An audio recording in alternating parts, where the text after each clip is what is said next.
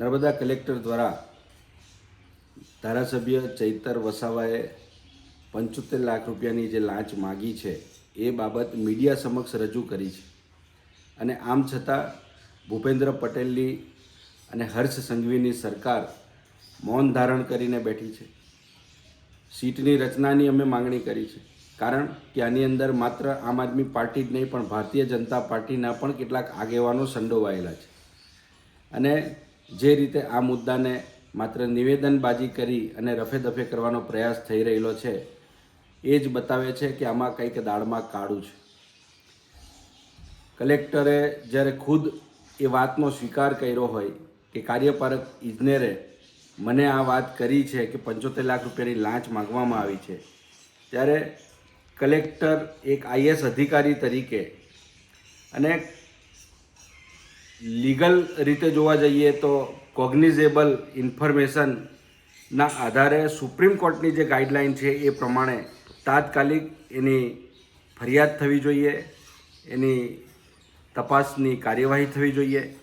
પરંતુ આમ થતું નથી। અને ધારાસભ્ય ચૈતર વસાવાએ પણ જે રીતે મીડિયા સમક્ષ વાત કરી હતી કે કલેક્ટર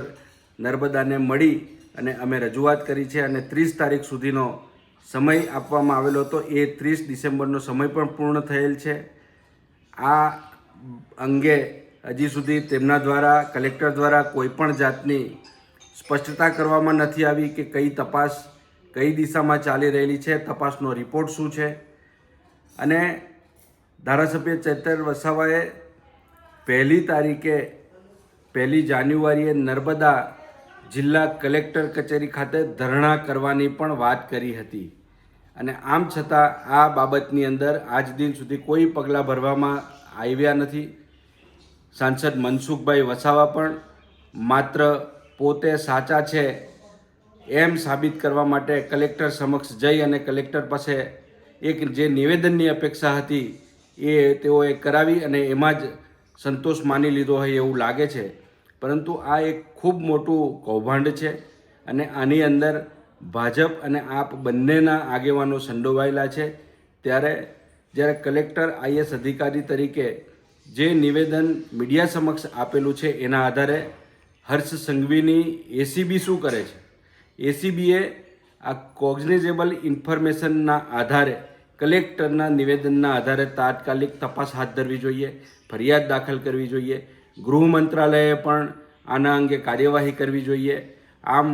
સામાન્ય કિસ્સાઓની અંદર ફાકા ફોજદારી કરતી હર્ષ સંઘવીની ગૃહ વિભાગ અને પોલીસ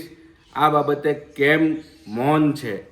અને આમ આદમી પાર્ટી અને ભારતીય જનતા પાર્ટીના જે નેતાઓ બે બાગ બોલ બોલતા હતા તે પણ આજે કેમ ચૂપ થઈ ગયેલા છે અને માત્ર કલેક્ટર પાસે જઈ અને પોતાની વાતને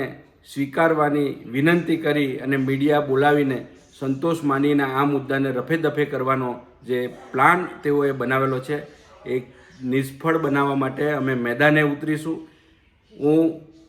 5 દિવસની અંદર જો સરકાર કોઈ કાર્યવાહી નહીં કરે